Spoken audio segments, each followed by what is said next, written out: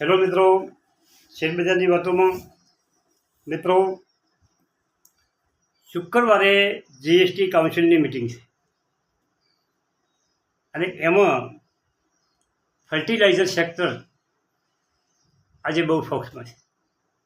એનું એક જ કારણ છે, કદાચ એવા સમાચારો ટીવી દ્વારા જોડવા મળેલા છે કે જે ફર્ટિલાઇઝર ઉપર 5% જીએસટી લગાવવામાં આવે છે એ કદાચ માફ થાય અને એના કારણે આજે ફર્ટિલાઇઝર શેરો 5%થી મોડીને 15% વધ્યા છે. મદ્રાસ ફર્ટિલાઇઝર 14.66% વધારા સાથે 123 રૂપિયા પર ટન થઈ ગયો છે. જીએનએફસી 719 3.23% વધારો.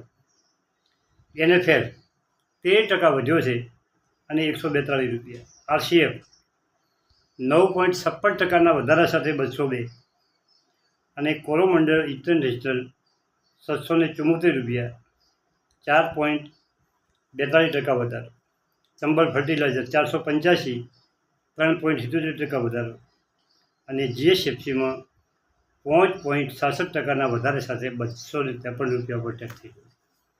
મિત્રો, ચોમાસું નજીક આવી રહ્યું છે અને ઇન્ડિયામાં ફર્ટિલાઇઝરની ખૂબ મોટી ખપત રહેશે. નિકાસ આયાત પણ ખૂબ કરવી પડે છે અને આ NFL, Madras fertiliser, Coromandel international આ કંપનીઓ ખૂબ આયાત કરતી હોય છે અને એમનાથી એમનું પ્રોફિટ ખૂબ વધારો થતો હોય છે. તો આપણા પોર્ટફોલિયોમાં ફર્ટિલાઇઝરનો એકાદો શેર પણ આપણે રાખી શકીએ છીએ. મિત્રો, આજે આપણે બે જોરદાર શેરોની વાતો કરી અને એના પહેલાં થોડીક આપણે ચર્ચા કરવી છે કે લોકો કેવી રીતે વિચારે છે શેરબજાર વિશે અને આપણે પણ શું સમજીએ છીએ શેરબજાર વિશે. મિત્રો, બજાર બહુ સેન્સિટિવ છે અને મારી પણ એક જવાબદારી થાય છે.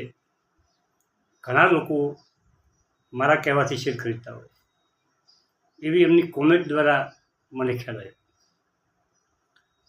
પરંતુ 2010થી 2014થી 2024 સુધી તમે બધું પ્રોફિટ ગમે એટલો કર્યો એ તમને મુબારક છે.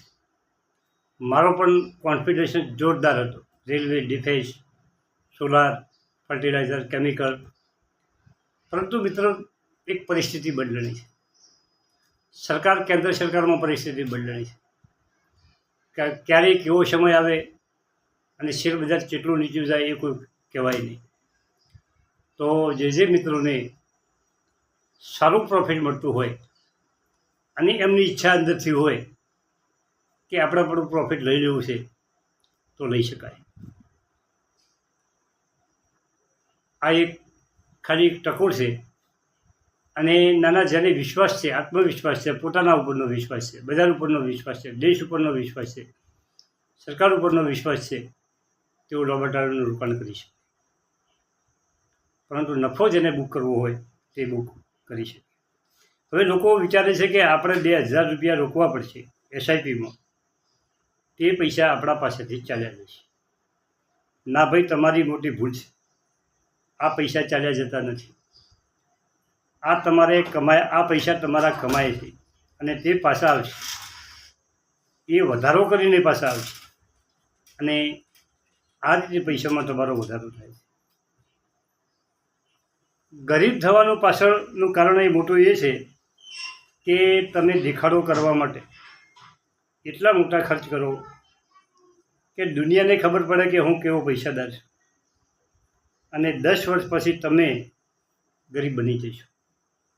આજે લોકો એવડા મોટા પ્રસંગો કરે છે, લાખો રૂપિયા ખર્ચે છે,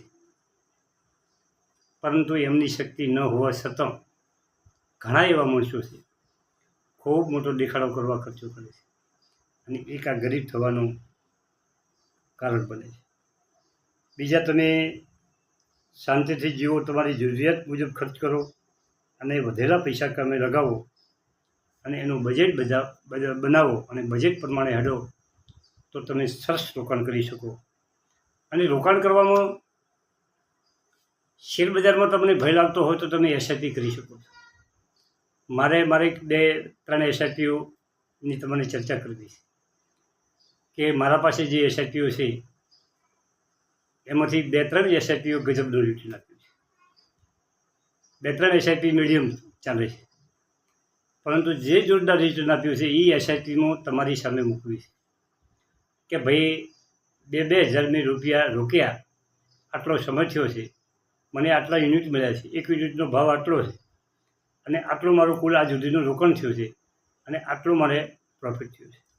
આ તમામ વાતો તમારે શેર કરવી. ચલો આપણે વિડીયો ચાલુ કરીએ અને કંપનીની વાત કરીએ. મિત્રો, કલ્યાણ જ્વેલર્સ આ શેર જોરદાર કંપની છે અને કંપનીનું માર્કેટ કેપ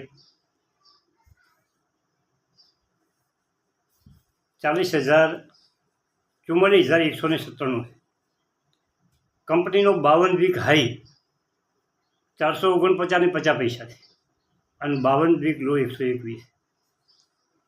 મિત્રો, કંપનીના 250-60 સ્ટોર ચાલે છે ભારતમાં, ઇન્ડિયા બહાર પણ સ્ટોર ચાલે છે અને દર વર્ષે 20-25 સ્ટોર નવા કંપની ઊભા કરે છે. Book value 35.66, face value 10. જોરદાર કંપની છે.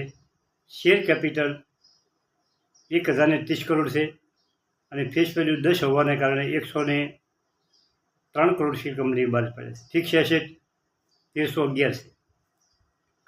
હવે કંપની કેમ ગમે છે એનું કારણ એ છે કે કંપનીની હોલ્ડિંગની વાત કરો તો પ્રમોટરનું હોલ્ડિંગ 60.63% છે. એફઆઈસી 21% છે. વિદેશી રોકાણકારોએ 21% રોકાણ આ શેરમાં કર્યું છે અને મ્યુચ્યુઅલ ફંડોએ 11% રોકાણ કર્યું છે અને પબ્લિક પાસે 7% શેર હતા. હવે જૂન 2022માં હોલ્ડિંગની પોઝિશન કેવી હતી એની હું તમને વાત કરું કે જૂન 2022માં 60.54% પ્રમોટર પાસે હતા. આજે પણ એ પોઝિશન છે. એફઆઈસી પાસે 2.77% શેર હતા. આજે એફઆઈસી પાસે 21% છે. 2%ના 22, 23 ને 24 2 વર્ષમાં એફઆઈસીએ 2-3 વર્ષમાં જે 2% એનું શેર હોલ્ડિંગ હતું તે વધારીને 21% કર્યું છે અને ડીઆઈનું હોલ્ડિંગ 1.96% હતું તે વધારીને 11% કર્યું છે. મિત્રો, સમજો. અને જૂન 22માં પબ્લિકનું હોલ્ડિંગ 34.73% હતું તે આજે ઘટીને 7.26% છે. પ્રમોટરે પોતાની પોઝિશન એની જાળવી રાખી છે. પબ્લિકે 34%થી ઘટીને 7% રહી ગયા. પબ્લિકે ખૂબ શેર વેચ્યા. એફઆઈસી એટલે કે વિદેશી રોકાણકારો અને ડીઆઈવાળાએ ખૂબ શેર ખરીદ કર્યા અને આ કંપની ઉપર આપણે કાયમ બોલીએ છીએ. તમે કોઈ પણ સંજોગો 400 નીચો હમણાં સુધી ચાલતો હતો, 400 નીચે આવે તો તમારે લેવાનું ચાલુ કરવું. થોડી ક્વોન્ટિટી નહોતું જોવાનું અને બજાર કોઈ પણ કારણોસર ઘટે અને 350 આવે તો તમે એમાં ખરીદી કરી શકો છો, ધૂમ ખરીદી કરી શકો. હવે વેચાણના ઓકળા જોઈએ. મિત્રો, કે ઓકળા 2019 વેચાણ 7,448 કરોડ, 20માં 7,845 કરોડ, 22માં 9,056 કરોડ, 23માં 11,584 કરોડ અને 24માં 15,182 કરોડ. વેચાણ સતત 5 વર્ષથી વધે છે. નફાની વાત કરીએ તો 19માં 44 કરોડ નફો હતો તે આજે વધીને 554 કરોડ નફો થયો છે. ઈપીએસ જે 2019માં 0.54% હતો તે આજે વધીને 5.38% થયો છે. બુક વેલ્યુ 24 રૂપિયા હતી તે આજે વધીને 41 રૂપિયા થઈ છે. ડેબિટ 1.29% હતું એ આજે ઘટીને 0.21% થયું છે. કંપની ખૂબ ડેબિટ ઓછું કરી દીધું છે અને ડાયમંડ અને જ્વેલરી સેક્ટરની કંપની છે. એક વીકમાં 7%, એક મહિનામાં 4%, 3 મહિનામાં 16% અને એક વર્ષમાં 240% કંપનીએ રિટર્ન આપ્યું છે. જોરદાર કંપની છે, પોર્ટફોલિયોમાં રાખવા જેવી કંપની છે. અને તમારા પોર્ટફોલિયોમાં તમે એક ફર્ટિલાઇઝરનો, એક જ્વેલરીનો, ડાયમંડનો શેર તમે રાખી શકો છો. હવે બીજી કંપની છે મિત્રો ડીપી વાયર. આ કંપની જોરદાર ચાલતી હતી, પરંતુ છેલ્લા ક્વાર્ટરમાં કંપનીના વેચાણના આંકડા ઘટ્યા છે. પરંતુ હજી તમારે 1-2 ક્વાર્ટર તમે એના ઉપર નજર રાખી શકો છો. અને શેર જો હજી ઘટે, 579 રૂપિયાથી ઘટીને 500 થયો અને આજે મિત્રો કંપની 462 રૂપિયા ઉપર ચાલી છે. એનો હાઈ 681 રૂપિયા બનાવી અને આજે 200 રૂપિયા ઘટ્યો છે. હવે જે જૂન સેક્ટરનું ક્વાર્ટર આવે અને એમાં જો એનો નફો અને વેચાણના આંકડા વધે તો કંપની પણ તમે રેડરમાં રાખી શકો. અમિતાભ બચ્ચનનું આ કંપનીમાં હોલ્ડિંગ છે. પ્રેમ કેબલનું હોલ્ડિંગ છે. અમિતાભ બચ્ચનનું 1.93%, પ્રેમ કેબલનું 1.20% અને પ્રમોટરનું હોલ્ડિંગ 74.78% છે.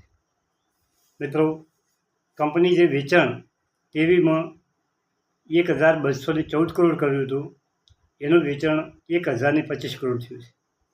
જે નફો 2023માં 41 કરોડ હતો એ 17 કરોડ થયો છે.